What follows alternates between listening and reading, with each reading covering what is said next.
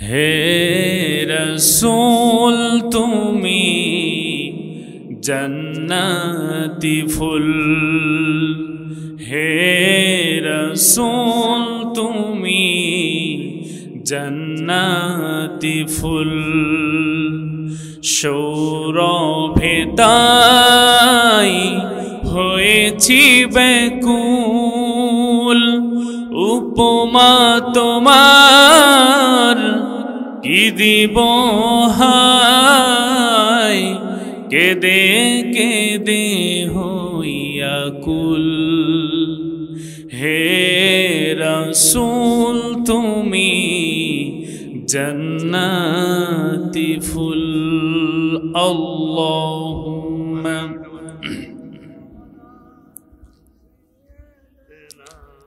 মাওলানা মুহাম্মদ ওয়া আলা আলি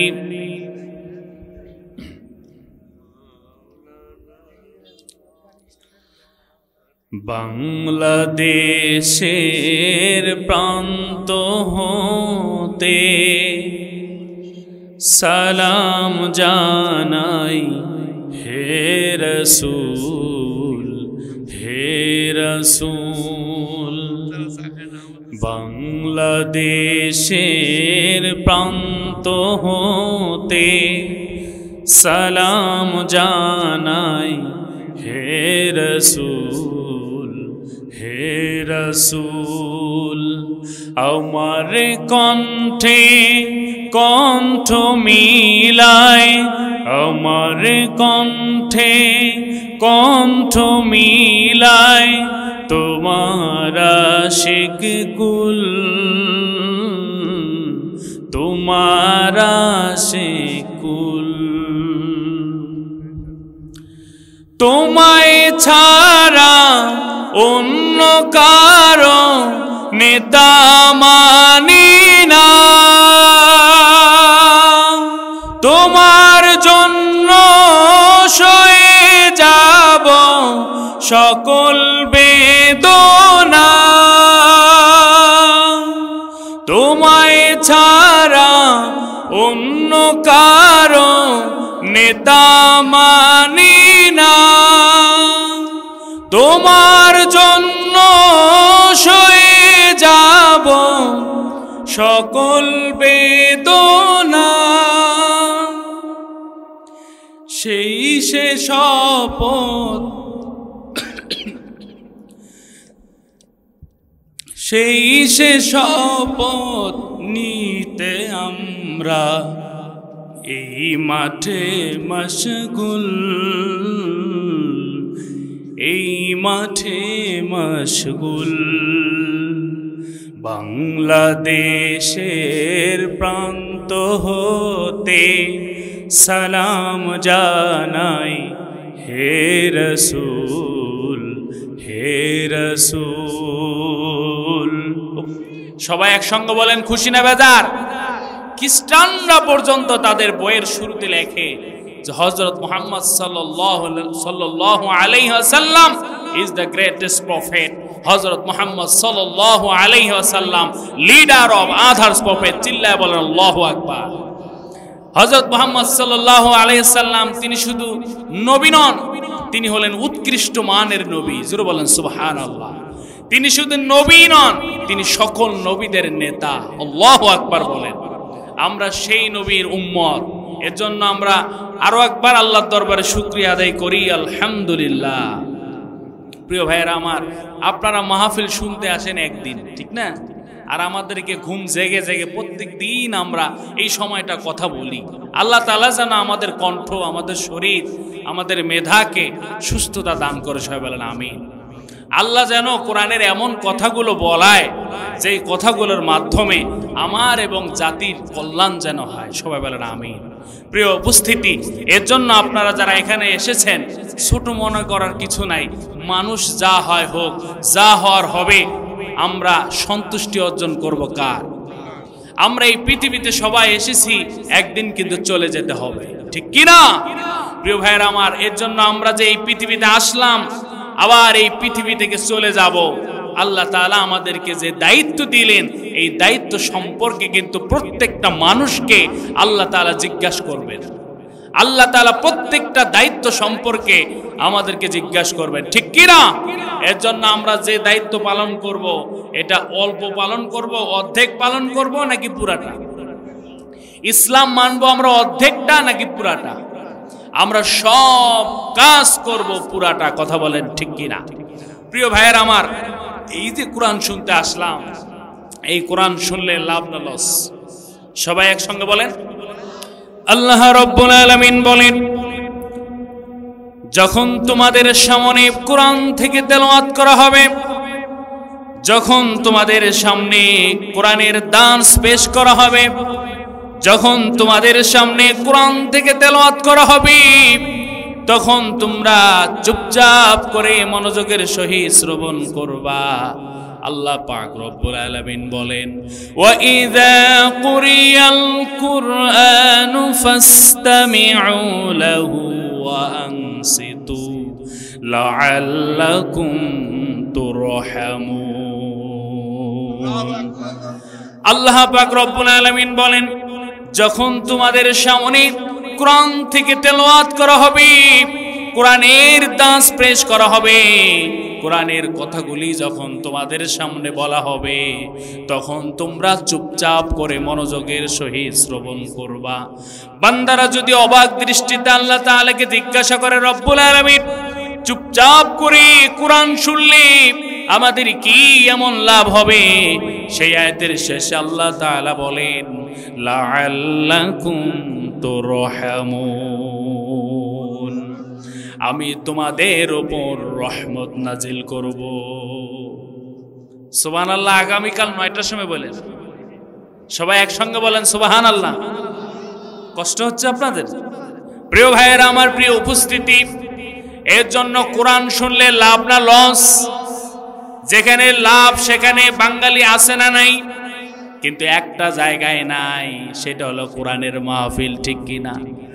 আজকে যদি মমতাজ আপা যদি আসতো, তাহলে রংপুরের একটা অংশ এই ময়দানে চলে আসতো, জায়গাই হতো না, ঠিক কিনা? প্রিয় ভাইয়েরা আমার, এর থেকে বোঝা যায় এই পৃথিবীর মানুষ, এই পৃথিবীর মানুষগুলি জান্নাতের পথে বেশি না জাহান্নামের পথে বেশি? আমি তো মনে করি এই এলাকার মানুষগুলো আসলেই এই মাহফিলে জায়গা দেওয়া সম্ভব হতো না, কথা বলেন ঠিক কিনা? এর জন্য যেখানে কোরআনের আলোচনা হবে, কোরআনের তেলাওয়াত যেখানে হবে, যেই মুত্তাকি বান্দারা, যেই ভাগ্যবান বান্দারা বসবে, আল্লাহ পাক তাদের উপর রহমত নাজিল করবে। কি রহমত নাজিল করবে? আল্লাহ রাব্বুল আলামিন বলেন, ওয়ালাউ আন্না আহলাল কুরা আমানু ওয়াত্তাকাউ লাফাতাহনা আলাইহিম বারাকাতিম মিনাস সামাই ওয়াল আরদ। জোরে বলেন আল্লাহু আকবার। আল্লাহ রাব্বুল আলামিন বলেন, যারা ঈমান আনার পর আমি আল্লাহকে ভয় করত আর আমার বিধানকে মেনে নিত, আমি তাদের জন্য আসমান থেকে বরকত নাজিল করতাম আর জমিনের বরকতের দরজা খুলে দিতাম। জোরে বলেন সুবহানাল্লাহ। আসমানের বরকতটা কি সবাই আমরা বুঝি, জানি, তারপরও বলি, আসমান থেকে রব্বুল আলামিন যদি রহমতের বৃষ্টি আমাদের জমিনে না ফলায়, তাহলে কিন্তু আমরা কোনো ফসল শান্তিভাবে সফলভাবে ঘরে তুলতে পারবো? এরপর আল্লাহ রাব্বুল আলামিন এই পৃথিবীতে যত সম্পদ দান করেছেন, আল্লাহ পাক রব্বুল আলামিন তার সে লক্ষ লক্ষ কোটি কোটি গুণ সম্পদ আসমানের জমিনের নিচে আল্লাহ পাক রব্বুল আলামিন সেট করে দিয়েছে। জোরে বলেন সুবহানাল্লাহ। সবাই বলবে, হুজুর এটা কি বললেন? দুনিয়াতে এত সম্পদ আল্লাহ আমারে দিল, তার সে লক্ষ লক্ষ কোটি কোটি সম্পদ মাটির নিচে, এটা কিভাবে সম্ভব? প্রশ্ন আসতে পারে কিনা? পারে কিনা? প্রিয় ভাইয়েরা আমার, এই জমিনের নিচে, এই মাটির নিচে এক নম্বরে যদি আমরা চিন্তা করি, আমাদের সম্পদের ফসলের যে বীজটা বপন করি মাটির উপরে না নিচে? আমরা নিচে বপন করে দেই, আল্লাহ পাক রব্বুল আলামিন ফুলে ফলে ভরায়া দেন। কথা বলেন ঠিক কিনা? এরপর আমরা পেট্রোল কিনি, পেট্রোলের দাম কম না বেশি? সবাই একসঙ্গে বলেন, বেশি না কম? প্রিয় ভাইয়েরা আমার, সেই পেট্রোল উপরে থাকে না মাটির নিচে থাকে? এই পেট্রোল দিয়ে, পেট্রোলের খনি, এই পেট্রোল দিয়ে লক্ষ লক্ষ কোটি কোটি টাকা আমাদের দেশ ইনকাম করে কিনা? প্রিয় ভাইয়েরা আমার, এই মাটির নিচে আল্লাহ রব্বুল আলামিন কয়লার খনি দিয়ে দিলেন, এই রহমতটা আল্লাহ তাআলা দিয়ে দিলেন।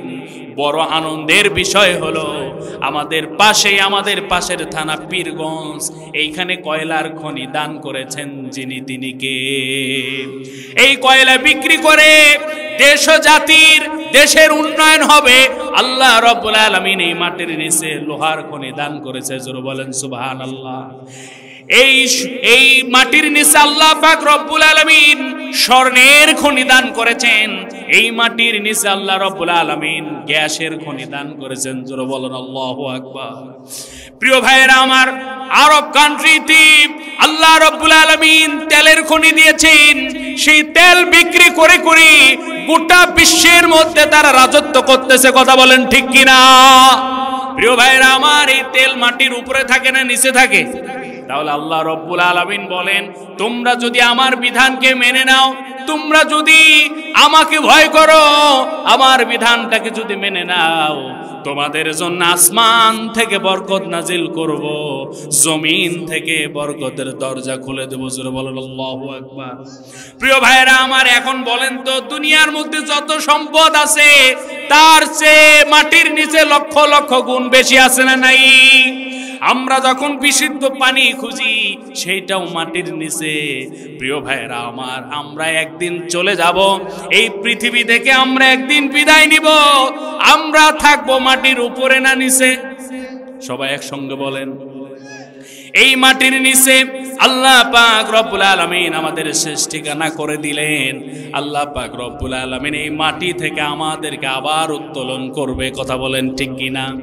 আল্লাহ পাক রব্বুল আলামিন বলেন, মিনহা খলাকনাকুম ওয়া ফিহা নুঈদুকুম ওয়া মিনহা নুখরিজুকুম তারাতান উখরা। আল্লাহ পাক রব্বুল আলামিন বলেন, আমি তোমাদেরকে মাটি হতে সৃষ্টি করেছি, আবার এই মাটির ভিতরেই তোমাদেরকে মিশিয়ে ফেলবো। শুধু তাই না, আবার তোমাদেরকে মাটি হতে উত্তোলন করব। জোরে বলেন আল্লাহু আকবার। কিয়ামতের ময়দানে আল্লাহ রব্বুল আলামিন যত মৃত মানুষ থাকবে সবাইকে মাটি থেকে আবার উত্তোলন করবে। ঠিক কিনা? সেই দিন কিয়ামতের ময়দানে আল্লাহ রব্বুল আলামিন বিচার ফয়সালা করবেন। প্রিয় ভাইয়েরা আমার, এর জন্য আমাদেরকে কোরআন শুনতে হবে ঈমানের সহিত, মহব্বত দিয়ে, আল্লাহর ভয়ে। ঠিক কিনা? কিন্তু আজকে তো কোরআনের ময়দানগুলো আর এমন নাই। কোরআনের ময়দান যেন এখন হাসি তামাশার জায়গা হয়ে গিয়েছে। ঠিক কিনা? কোরআনের ময়দান এখন রাজনৈতিক মঞ্চ হয়ে গেছে। ইসলাম মঞ্চেই কায়েম হয়ে যায়, স্টেজ থেকে বাইরে হলে আর ইসলাম নাই। প্রিয় ভাইয়ের আমার, অনেক হুঙ্কার, চেঁচামেচি, চিল্লাচিল্লি সব আমরা দেখেছি। আমাদেরকে ঈমান মেরামত যদি আমরা না করি, তাহলে এই তাফসীর মাহফিল শুনে চিল্লা চেঁচামেচি তাকবীর তুলে কোনো লাভ? প্রিয় ভাইয়ের আমার, এর জন্য এতটুকু আমরা বুঝতে পেরেছি, আগামীর বাংলাদেশ কোরআনের বাংলাদেশ। ঠিক কিনা? আগামীর বাংলাদেশ সৎ মানুষের বাংলাদেশ, আগামীর বাংলাদেশ কোরআন সুন্নাহর বাংলাদেশ। কথা বলেন ঠিক কিনা? কোন নাস্তিক বাম রাম বাংলার জমিনে ছাড় পাবে? প্রিয় ভাইয়ের আমার, আমরা স্পষ্ট বুঝে গিয়েছি, এই বাংলাদেশের মানুষ ইসলামের জন্য, কোরআনের জন্য অন্যায়ের প্রতিরোধ করতে গিয়ে নিজের বুক পেতে দিতেও ভয় পায় না। কথা বলেন ঠিক কিনা? এগুলো আমরা সব জানি, বুঝি, কিন্তু আমাদের আসল জায়গায় কাজ করতে হবে। সেটা হলো আমাদের ঈমানকে মেরামত করার দরকার আছে না নাই? আমার যদি ঈমানই না থাকে, শহীদ হলে ওটা শহীদ মৃত্যু হিসাবে কবুল হবে? প্রিয় ভাইয়েরা আমার, এই জন্য গোটা পৃথিবীতে আজকে অশান্তির আগুন দাউ দাউ করে জ্বলতেছে। এই আগুন নিভানোর জন্য কত লেখক বই লিখতেছে, কত রাষ্ট্রপ্রধান রাষ্ট্রীয় সংবিধান পরিবর্তন চেঞ্জ করতেছে, আবার সংযোজন করতেছে, বিয়োজন করতেছে। কত কবিতা লিখতেছে, কত আলেম বক্তব্য দিচ্ছে, তাবলিগ জামাতের ভাইয়েরা তাবলিগ করে করে মানুষকে বুঝাচ্ছে, চরমনের ভাইয়েরা জিকির করে করে মানুষকে ডাকতেছে, জামাতের ভাইয়েরা খেলাফতের মাধ্যমে ডাকতেছে। কত ধরনের ইসলামী দল, খেলাফত মজলিস বলেন, হেফাজতে ইসলাম বলেন, জামাতে ইসলাম বলেন, আর যত ইসলামী দল বলেন, সবার টার্গেট শুধু ইসলাম কায়েম করা। কথা বলেন ঠিক কিনা? কারো পথটা সোজা, কারো পথটা একটু বাঁকা, কিন্তু সবার স্থান, সবার টার্গেট ইসলামকে সংবিধান রূপ ধারণ করা। কথা বলেন ঠিক কিনা? প্রিয় ভাইয়েরা আমার, এর জন্য সবার টার্গেট এক। কিন্তু পাকিস্তান আমল থেকে শুরু করে এই আমল পর্যন্ত 100 বছরে বলেন তো মসজিদ মাদ্রাসা মুক্তবের আবাদ হয়েছে কি হয় নাই? হয় নাই। তাবলিগ জামাতেরা তাবলিগের ওয়াজ করতেছে, মানুষকে দিনের পথে রাখে, মুয়াজ্জিন আজান দেয় 5 বার, ইমাম সাহেব নামাজ পড়ায়, বক্তারা বক্তব্য দিদি স্টেজেই মারা যাচ্ছে। এরপর আমরা মুক্তব বানাচ্ছি হাফেজিয়া মাদ্রাসা, কওমি মাদ্রাসা, আলিয়া মাদ্রাসা। সবার টার্গেট শুধু সৎ মানুষ তৈরি করা আর ইসলামকে রাষ্ট্রীয়ভাবে কায়েম করা। কথা বলেন ঠিক কিনা? এই যে 100 বছর থেকে ওয়াজ হচ্ছে, এত ইসলামের খেদমত হচ্ছে, তারপরও কি মসজিদের জুতা চুরি বন্ধ হয়েছে নাকি? কথা বলেন না কেন? মাহফিলে এসে সাইকেল হারা নাই এমন ঘটনা কি আমরা শুনি নাই? তাহলে 100 বছর থেকে কোরআনের তাফসির হয়, 100 বছর থেকে মাদ্রাসার খেদমত হয়, 100 বছর থেকে ইমাম সাহেব ইমামগিরি করে, ইসলামী দলের কর্মীরা ইসলামী আন্দোলন করে, সব জায়গায় মেহনত করতেছে, কিন্তু আজ পর্যন্ত সমাজ থেকে ইফটিজিং বন্ধ করতে আমরা পারি নাই। পারেছেন? আজ পর্যন্ত আমরা সমাজ থেকে ধর্ষণ বন্ধ করতে পারি নাই। লক্ষ লক্ষ মাহফিল হচ্ছে, লক্ষ লক্ষ দামি দামি বক্তা আলেম আমরা নিয়ে আসতেছি, লক্ষ লক্ষ মানুষ ওয়াজ শুনতেছে, লক্ষ লক্ষ মানুষ অতিথি হচ্ছে, কিন্তু জবান খুলে বলেন তো বাংলাদেশ থেকে সুদ কি আমরা বন্ধ করতে পেরেছি? আমার মতো শরীফুল ইসলাম আরো যদি 50 বছর ওয়াজ করে, 50 বছরও যদি তাফসির করে, তারপরও এই সমাজ থেকে সুদ বন্ধ করে দেওয়া সম্ভব নয়। কথা বলেন না কেন? কিন্তু এই আসনের যিনি এমপি হবেন, তিনি যদি সংসদে দাঁড়িয়ে 30 সেকেন্ড একটা বক্তব্য দেয়, মাননীয় স্পিকার, 90% মুসলমানের দেশ, আজ থেকে কেউ সুদ ঘুষ, আজ থেকে কেউ ধর্ষণ করতে পারবে না, যদি ধর্ষণ করে বাইতুল মুকাররমের সামনে প্রকাশ্যে দিবালোকে তার শাস্তি দেওয়া হবে। বলেন তো সেই ওয়াজ দামি না আমাদের ওয়াজ দামি? কথা বলেন না কেন? কথা বুঝেন নাই? আমার মতো হুজুর যদি আর 50 বছর ওয়াজ করে, ধর্ষণ বন্ধ হবে? কিন্তু যদি একজন এমপি সাহেব সংসদে দাঁড়িয়ে 30 সেকেন্ড ওয়াজ করে, আর ওইটা যদি সবাই সমর্থন দেয়, বাংলাদেশ থেকে আইন পাশ করে ধর্ষণ রাহাজারি বন্ধ হবে কি হবে না? বলেন তো প্রিয় ভাইয়ের আমার, এর জন্য কোরআন থেকে আমাদেরকে শিক্ষা নিতে হবে। আগামীর বাংলাদেশ সৎ মানুষদের বাংলাদেশ গড়তে হবে। কথা বলেন না কেন?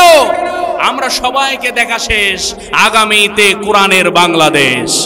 যারা কোরআন দিয়ে কথা বলবে, যারা ইফটিজিং এর বিরুদ্ধে কথা বলবে, শুধু মুখে না কাজে পরিণয় করাবে, আমরা তাদের সাথে আছি। কথা বলেন ঠিক কিনা? 5 ওয়াক্ত নামাজ, সেই আলোচনাই কিন্তু আমি আজকে করব। প্রিয় ভাইয়েরা আমার, এর জন্য আল্লাহ পাক রব্বুল আলামিন এই অশান্ত পৃথিবীটাকে শান্তিময় যদি করতে চায়, আল্লাহ তাআলা কর্মসূচি দিয়েছেন 4টা। জোরে বলেন কয়টা? সবাই একসঙ্গে বলেন কয়টা? আল্লাহ রাব্বুল আলামিন কুরআনুল কারীমের মধ্যে স্পষ্টভাবে জানিয়ে দিলেন, ও বান্দা বান্দীরা, তোমরা যে শান্তি প্রতিষ্ঠিত করতে চাও, মানুষের তৈরি করা আইন দিয়ে কোনোদিন সমাজে শান্তি প্রতিষ্ঠা হবে না।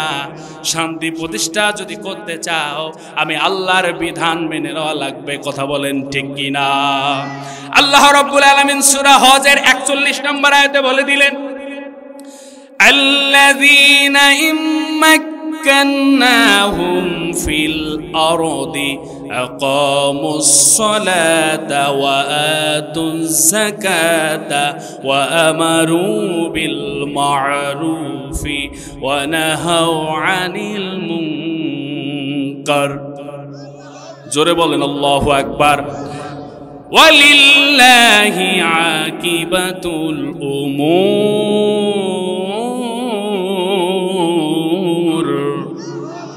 আল্লাহ পাক রব্বুল আলামিন বলেন তোমরা যদি শান্তি প্রতিষ্ঠা করতে চাও তোমরা যারা সমাজের সমাজপতি হবে দেশের রাষ্ট্রপতি তোমরা যারা হবে দেশ পরিচালনা তোমরা যারা করবে তোমাদেরকে চারটা জিনিস ফলো করা লাগবে চারটা জিনিস যারা ফলো করবে আল্লাহ পাক রব্বুল আলামিন সেই দেশের মধ্যে শান্তি প্রতিষ্ঠা করে দেবে জোরে বলেন আল্লাহু আকবার প্রিয় ভাইরা আমার আমাদের অন্তর্বর্তীকালীন সরকার খুব চেষ্টা করতেছে শান্তি আনার জন্য ঠিক কি না আগের সরকারও বলেছে শান্তি দিবে তার আগের সরকারও বলেছে শান্তি দিবে তার আগের সরকারও বলেছে শান্তি দিবে কিন্তু শান্তি কি আমরা পেয়েছি নাকি পেয়েছি আল্লাহ রাব্বুল আলামিন ফর্মুলা দিয়ে দিলেন বান্দারি তোমরা যদি আমার বিধানকে মেনে নাও আমার গাইডলাইন যদি মেনে নিতে পারো আমি আল্লাহ তোমার উপর রহমত করব তোমার দেশের উপর শান্তি কায়েম করে দেব জোরে বলেন আল্লাহু আকবার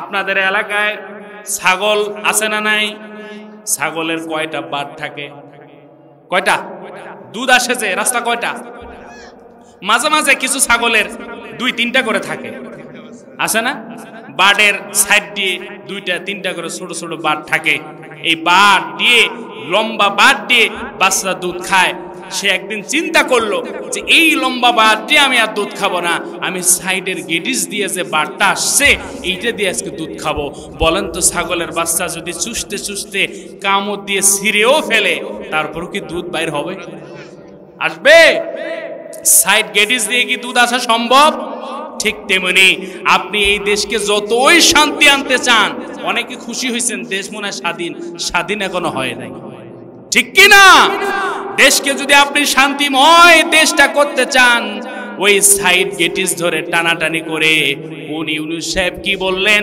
কোন নেতা কি বললেন কোন লেখক কি বললেন কোন আদর্শ আনলে শান্তি হবে কোন আদর্শের বেল নাই আল্লাহ পাক রব্বুল আলামিন যে আদর্শ আমাদেরকে শিখিয়েছেন এই আদর্শ যদি আমরা জায়গা মতো সেট করতে পারি এই দেশটার উপর রহমত বরকত খুলে দিবেন কে আল্লাহ রব্বুল আলামিন বলেন বান্দারে তোমরা যারা জাতির নেতা হবা জাতির পরিচালক হবা জাতির রাহবার হবা তোমাদের এক নাম্বার কাজ হলো আল্লাযীনা ইম্মাক্কানাহুম ফিল আরদি আকামুস সালাত যারা রাষ্ট্রের মহানায়ক হবা রাষ্ট্রপতি হবা তোমাদের এক নাম্বার কাজ হলো তোমরা ওই সমাজে ওই রাষ্ট্রে নামাজ প্রতিষ্ঠা করবা জোরে বলেন আল্লাহু আকবার এর জন্য আমাদের দেশে যারা রাষ্ট্রনায়ক হবে শান্তি যদি পেতে চায় তাদেরকে এক নাম্বার ফর্মুলা অবলম্বন করতে হবে সূরা হজের 41 নম্বর আয়াত রাষ্ট্রনায়কদের রাষ্ট্র পাওয়ার পর এক নাম্বার কাজ হলো নামাজ প্রতিষ্ঠা করা কি জোরে বলেন কি করা আমাদেরকে নামাজ পড়ার দরকার আছে না নাই এর জন্য শুধু আমরা নামাজ পড়বো না আমাদের যারা নেতা হবে চিল্লা চিল্লি চিৎকার চেঁচামেচি ঘুম ঘুম আওয়াজ হচ্ছে হাজারো মানুষের পায়ের আওয়াজ কথার আওয়াজ হচ্ছে কিন্তু যখন কাবা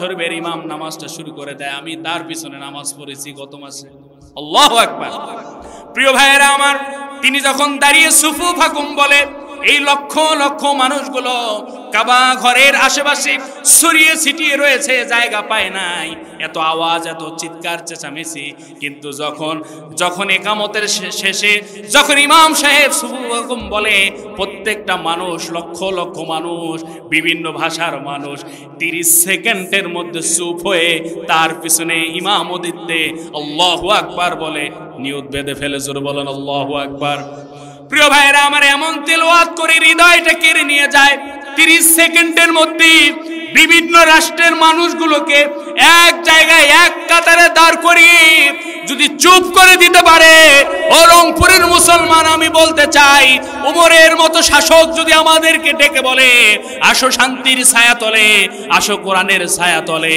গোটা বিশ্বের মুসলমানদেরকেও এক করা সম্ভব কি সম্ভব না?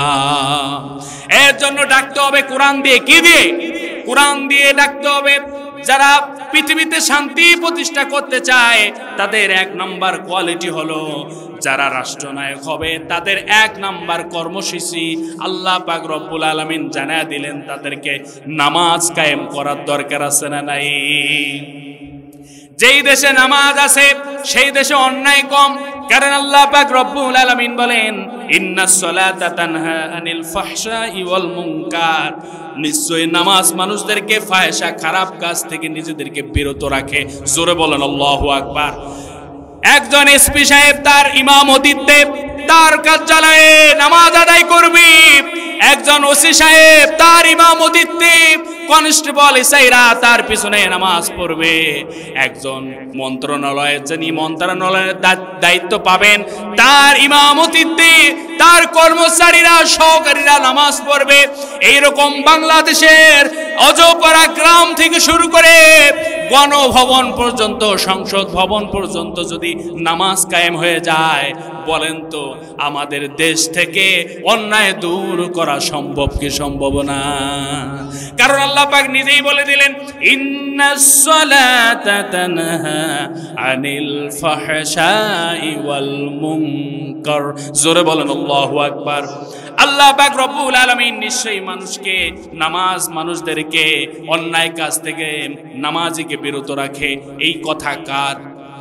যারা নামাজ কায়েম করবে, নামাজ পড়বে, একদিন, 2 দিন, 3 দিন, 4 দিন, 10 দিন, 40 দিন পর অবশ্যই অবশ্যই বান্দাটা হেদায়েত পাবে। কথা বলেন ঠিক কিনা? এর জন্য যারা এই দেশে শান্তি প্রতিষ্ঠা করতে চায়, যারা রাষ্ট্রনায়ক হবে, আল্লাহর পক্ষ থেকে তাদের 4টা কোয়ালিটি দান করেছেন। এক নম্বর হলো নামাজ। কিন্তু বাংলাদেশের সবচাইতে অবহেলিত যেই বিষয়টার নাম, যে ইবাদতটা আমরা করি, সেই সবচাইতে অবহেলিত ইবাদতের নাম হলো নামাজ। বাংলার মানুষ নামাজ পড়তে চায় না, ঠিক কিনা? তাফসীর মাহফিল শুনবে, দান করবে, সাদাকা করবে, সব ভালো কাজের সাথে অংশগ্রহণ থাকবে, কিন্তু নামাজটা পড়বে না। আর আল্লাহর রাসূল সাল্লাল্লাহু আলাইহি ওয়াসাল্লাম বলেন, যারা মুমিন আর যারা কাফের তাদের মধ্যে তফাৎটা হলো শুধু নামাজ। যারা নামাজ পড়ে তারা মুমিন, আর যারা নামাজ পড়ে না তারা হলো কাফের। জোরে বলেন নাউজুবিল্লাহ। কত কঠিন কথা আল্লাহর রাসূল বলেছেন। আল্লাহু আকবার। প্রিয় ভাইরা আমার, এর জন্য যারা নামাজ পড়বে, কেমন নামাজি? আমরা তো নামাজি কি আবার এদিকে তাকাই, সেদিকে তাকাই, সামনে তাকাই, এখানে একটু নাড়া দেই, সেখানে একটু চুলকাই। আর আমাদের সাহাবীরা কিভাবে নামাজ পড়েছে, এই নামাজের মাধ্যমে আজও ইতিহাস হয়ে সাহাবীদের নাম সন্নাক করে লেখা রয়েছে। জোরে বলেন আল্লাহু আকবার। বিশ্ব নবীজি একদিন যুদ্ধের ময়দানে গেলেন, আস্তে আস্তে সন্ধ্যা হয়ে গেল। বিশ্ব নবীজি সাহাবী 2 জন সাহাবীদেরকে দায়িত্ব দিয়ে দিলেন, তোমরা এখানে তাবু টানা হবে, এখানে তোমরা পাহারা দিবা, আর সৈন্যরা ঘুমাবে। 2 জন সাহাবীকে আল্লাহর রাসূল সাল্লাল্লাহু আলাইহি ওয়াসাল্লাম পাহারা দেওয়ার দায়িত্ব দিলেন, আর ইসলামের সৈনিকরা ঘুমালেন। ওই সাহাবী 2 জনের মধ্যে কথোপকথন হচ্ছেন, ভাই আমরা 2 জন সারা রাত জেগে থেকে কি লাভ? আমি একটু ঘুমাই, আপনি একটু রেস্ট নেন, আপনি একটু পাহারা দেন, আমি একটু ঘুমাই, আবার আপনি ঘুমাবেন, আমি পাহারা দিব, এইভাবে রাতটা আমরা কাটিয়ে দেই। এক সাহাবী ভাই ঘুমিয়ে গেলেন, আরেকজন রাত্রি যাপন করতেছেন, পাহারা দিচ্ছেন। সে মনে মনে ভাবতে লাগলেন, আরে আমি সারা রাত এইভাবে জেগে জেগে সময়টা না কেটে দিয়ে আমি নামাজে আল্লাহর জন্য দাঁড়িয়ে যাই, নামাজটা পড়ে পড়ে আল্লাহর কাছে সময়টা আমরা ব্যয় করি। জোরে বলেন আল্লাহু আকবার। প্রিয় ভাইরা আমার, নামাজে দাঁড়িয়ে গেলেন, দূর থেকে কাফের সৈন্যরা গাছ ভেবে, দূর থেকে কাফের সৈন্যরা মানুষ নাকি গাছ এইটাকে নির্ণয় করবার জন্য দূর থেকে তীর নিক্ষেপ করলো। সাহাবীর গায়ে এসে একটা তীর সরাসরি বিঁধে গেল। জোরে বলল আল্লাহু আকবার। সাহাবী নামাজ আদায় করতেছে, সৈন্যরা গাছ নাকি মানুষ, এইটাকে নির্ণয় করবার জন্য আরো একটা তীর নিক্ষেপ করলেন, সাহাবীর গায়ে লেগে গেল, সাহাবী নামাজ ছেড়ে দেয় না। 3 নাম্বার তীরটা যখন গায়ের মধ্যে লেগে গেল, সাহাবীর শরীর থেকে রক্তগুলো পড়ে, তারপরও নামাজ ছেড়ে দেয় না। তিনি একটা বার তার মাথায় বুদ্ধি এসে গেল, তার মাথায় একটা চিন্তা আসলো, এইভাবে যদি তীর মারতেই থাকি আর আমার শরীরে যদি রক্তক্ষরণ হতেই থাকে, আমি তো শহীদ হয়ে যাব। কিন্তু আমার নবী যে আমাকে যে দায়িত্ব দিয়েছে যে সাহাবীরা ঘুমাবে, তুমি পাহারা দিবা, তাদেরকে যদি আক্রমণ করে তাহলে তো যুদ্ধের আগেই আমরা ধ্বংস হয়ে যাব। সুতরাং তাড়াহুড়ো করে নামাজটা শেষ করে দিই। তার সাথী ভাই সাহাবীকে ডাক দিয়ে বলল, ও ভাই, আমার গায়ে তীর বেঁধেছে, একটু উঠেন। সাহাবী ডাক দিয়ে বলল, ভাই তোমার গায়ে তীর বেঁধেছে, আমাকে কেন বললে না? ওই সাহাবী ডাক দিয়ে বলল, ভাই তুমি যখন ঘুমালি আর আমি রাতটাকে কিভাবে কাটাবো ভাবলাম নামাজে কাটায় দেই। নামাজে যখন আমি তেলাওয়াত শুরু করে দিলাম, আমার আল্লাহর সামনে যখন আমি দাঁড়িয়ে গেলাম, মনে হয় তীর 3টা কেন আরো 100 তীর যদি আমার গায়ে বিঁধত, আমি নামাজ ছেড়ে দিতাম না। কারণ আমি আল্লাহর সামনে এত পরিমাণ নামাজে মজা পাচ্ছিলাম, মনে হয় জীবন চলে যায়, যাক নামাজ আমি ছাড়বো না। আল্লাহু আকবার। তাদের নামাজ আর আমাদের নামাজ কি মিলে নাকি? যুদ্ধের ময়দানে হযরত আলী রাদিয়াল্লাহু তাআলা আনহুর গায়ে তীর বিদ্ধ হয়ে গিয়েছে, সাহাবীরা টানতেছে, তীর বের হচ্ছে না, কষ্ট পাচ্ছে, আলী খুব কাতরাচ্ছে। নবীজি এই অবস্থা দেখে হযরত বিলালকে ডেকে বলে, বিলাল আজান দাও। আজান হয়ে গেল, ও সাহাবীরা তোমরা নামাজে দাঁড়ায় যাও, আমার আলীকেও নামাজে দাঁড়ায় দাও। নামাজে যখন আলী রাদিয়াল্লাহু তাআলা আনহু দাঁড়িয়ে গেল, সাহাবীরা তীর টেনে ছিঁড়ে ফেলেছে, এক চুল পরিমাণও টের পায় নাই। জোরে বলেন আল্লাহু আকবার। এর জন্য যে দেশে, যে সমাজে, যে ব্যক্তি তার পরিবারে, তার সমাজে, তার জীবনে শান্তি প্রতিষ্ঠা করতে চায়, তাদেরকে 1 নম্বর কোয়ালিটি, 1 নম্বর প্রেসক্রিপশন আল্লাহ তাআলা দিয়েছেন, তাকে নামাজ কায়েম করা লাগবে। কথা বলেন ঠিক কিনা? যার জীবনে নামাজ নাই তার জীবনে কোনো শান্তি আসতে পারে না। কথা বলেন ঠিক কিনা? লক্ষ লক্ষ টাকা ইনকাম করতে পারে, কিন্তু বাড়িতে এসে দেখবে সন্তান কথা শুনে না, স্ত্রী অবাধ্য, আমার কোনো শান্তি নাই। কথা বলেন ঠিক কিনা? প্রিয় ভাইয়েরা আমার, এর জন্য আমরা যারা এই দেশে শান্তি প্রতিষ্ঠা করতে চাই, তাদেরকে 1 নম্বর কোয়ালিটি হলো নামাজ। নামাজ যারা কায়েম করবে, নামাজ যারা আদায় করবে, আল্লাহ পাক রব্বুল আলামিন বলেন তারা হলো আমার কাছের বান্দা। আর যারা এই দুনিয়াতে নেতৃত্ব দিবে, তারা বিচার করবে কোন কিতাব দিয়ে? সবাই বলেন, কি দিয়ে বিচার করবে? যারা রাষ্ট্রনায়ক হবে, আল্লাহ রাব্বুল আলামিন বলে দিলেন, বান্দারে তোমরা যখন রাষ্ট্রনায়ক হবা, তোমরা বিচার ফয়সালা করবা কোরআন দিয়ে। আপনারা বলবেন, হুজুর কোরআনের মধ্যেও কি বিচারের কথা বলা আছে নাকি? বলতে পারেন না? আল্লাহ পাক রব্বুল আলামিন বলেন, وَمَن لَّمْ يَحْكُم بِمَا أَنزَلَ اللَّهُ فَأُولَٰئِكَ هُمُ الْكَافِرُونَ وَمَن لَّمْ يَحْكُم بِمَا أَنزَلَ اللَّهُ فَأُولَٰئِكَ هُمُ الظَّالِمُونَ وَمَن لَّمْ يَحْكُم بِمَا أَنزَلَ اللَّهُ فَأُولَٰئِكَ هُمُ الْفَاسِقُونَ।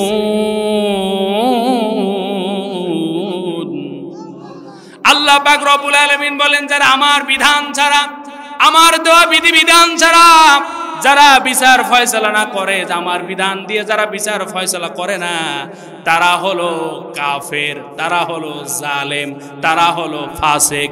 জোরে বলেন নাউজুবিল্লাহ। এর জন্য বিচার ফয়সালা করতে হবে কি দিয়ে? সবাই একসঙ্গে বলেন, সবাই আরো জোরে বলেন।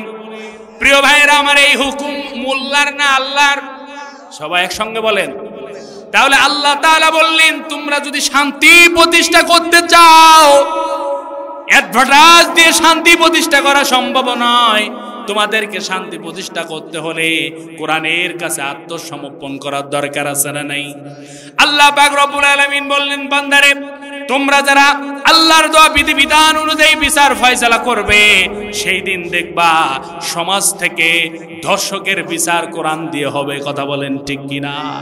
ধর্ষক যারা হবে তাদেরকে প্রকাশ্যে দিবালোকে, যদি বিবাহিত হয় এক কোমর মাটির নিচে পুঁতে প্রকাশ্যে দিবালোকে মৃত্যুদণ্ড আইনকার, আর যদি অবিবাহিত হয় তার শাস্তি আলাদা। প্রিয় ভাইয়েরা আমার, বাংলাদেশে যদি একজন চোরের যদি হাত কেটে দেওয়া যেত, আল্লাহ তাআলা বলেন ওয়াসারিকু ওয়াসারিকাত, যারা চোর এবং সুন্নি ধরতে পারবে তাদেরকে হাত কেটে দিবে। এই হুকুম কার? একটা চোরের যদি হাত কেটে দেওয়া যাইতো, বাংলাদেশের যে চোরেরা পালিয়েছে একটাও পালাতে পারতো না। কথা বলেন ঠিক কিনা? সেই দিন সব চোরদেরকে ধরা হতো। কথা বলেন ঠিক কিনা? এর জন্য কোরআনের আইন আমাদের দরকার আছে না নাই? অনেকে মনে করে কোরআন দিয়ে মনে হয় দেশ চলতে পারে না। লিল্লাহে তাকবীর, লিল্লাহে তাকবীর। সামিউল ইসলাম ফারুকী সাহেবের আগমন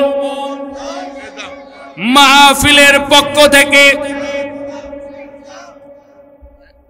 সবাই বলেন লিল্লাহে তাকবীর।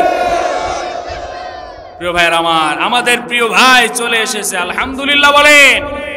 প্রিয় ভাইয়েরা আমার, আন্তর্জাতিক খ্যাতি সম্পন্ন মুফাসসিরে কোরআন, সারা বাংলাদেশের তরুণদের আইডল, যিনি ভারত বাংলাদেশে প্রতিনিয়ত মাহফিল করেন কোরআনের খেদমতে, দেশের এক প্রান্ত থেকে অন্য প্রান্তে মানুষের কল্যাণের জন্য, আল্লাহ সন্তুষ্টির জন্য যিনি বিচরণ করেন, তিনি আমাদের মাওলানা সামিউল ইসলাম ফারুকী ভাই। আল্লাহ তাআলা তার কণ্ঠ, ইজ্জত, এলেমকে বাড়িয়ে দিক। সবাই বলেন আমিন। প্রিয় ভাইয়েরা আমার, বলতেছিলাম আমার আলোচনা এখানেই শেষ করতে হবে, কারণ ভাইয়ের মুখ থেকে আমরা দামি দামি কথা শুনবো, ঠিক কিনা? তাহলে আমরা যদি এই পৃথিবীতে শান্তি প্রতিষ্ঠা করতে চাই, গোলাবাজি, চাপাবাজি, চিৎকার চেঁচামেচি করে ইসলামের শান্তি অর্জন করা সম্ভব? আমাদেরকে আত্মসমর্পণ করতে হবে কোরআনের কাছে। কথা বলেন ঠিক কিনা? বাড়িতে গিয়ে পড়ে দেখবেন, আমি যেই আলোচনাটা করতেছিলাম সেটা হলো সূরা হাজের 41 নম্বর আয়াত। এই আয়াতে পড়ে দেখবেন, এই আয়াতটা পড়ে দেখবেন, আল্লাহ তাআলা রাষ্ট্র পরিচালনা যারা করবে তাদেরকে মোট দায়িত্ব দিয়েছেন প্রাথমিকভাবে 4টা। যদি বলেন কয়টা? এই 4টা যারা পালন করবে তারা দেশটাকে শান্তিভাবে দেশ চালাতে পারবে। আর যদি এই আইনগুলো না মানে, তাহলে কোনোভাবে কোনো আদর্শ দিয়ে দেশ শাসন করা, শান্তিময় দেশ কায়েম করা সম্ভব? প্রিয় ভাইয়ের আমার, এর জন্য আমার আলোচনা এখানেই শেষ করব। আপনারা আমার এই আলোচনাগুলো শুনতে পারবেন ইউটিউবে। আমার নাম দিয়ে সার্চ দিবেন মাওলানা শরীফুল ইসলাম শরীফ রংপুর, মাওলানা শরীফুল ইসলাম শরীফ রংপুর দিয়ে সার্চ দিলে ইউটিউবে আমার আলোচনাগুলো আপনারা দেখতে পারবেন। আল্লাহ তাআলা বাকি কথাগুলো কোনো একদিন হয়তো বলা হয়ে যাবে ইনশাআল্লাহ। আল্লাহ যদি তৌফিক দেয়, কোনো মাহফিলে দেখা হবে, আবার কথা হবে, আবার আপনাদের সাথে মত বিনিময়।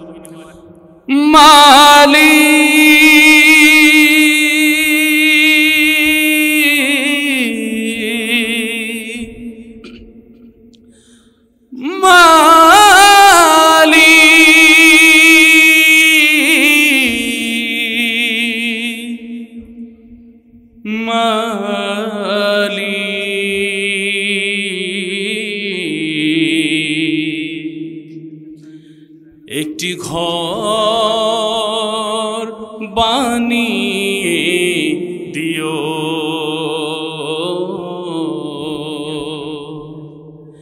একটি ঘর বানিয়ে দিও,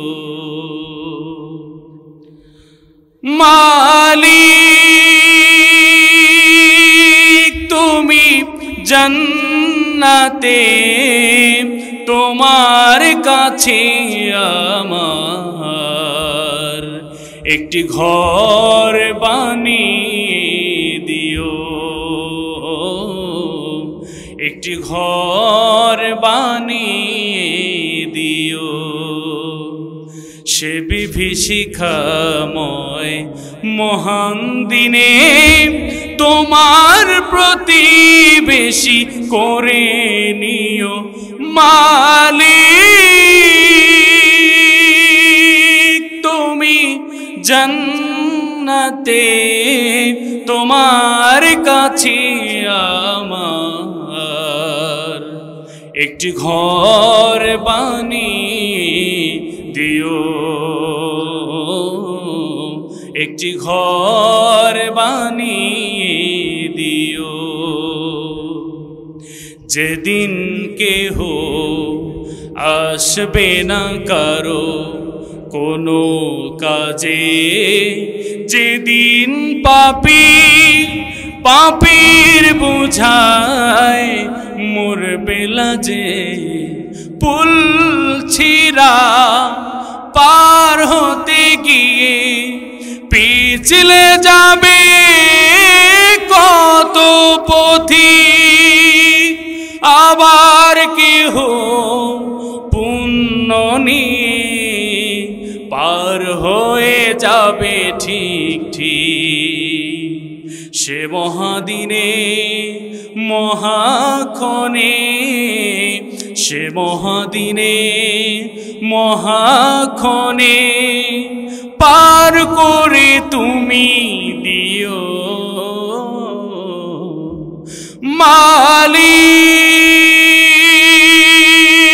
মালিক। তুমি জান্নাতে তোমার কাছে আমার একটি ঘর বানিয়ে দিও,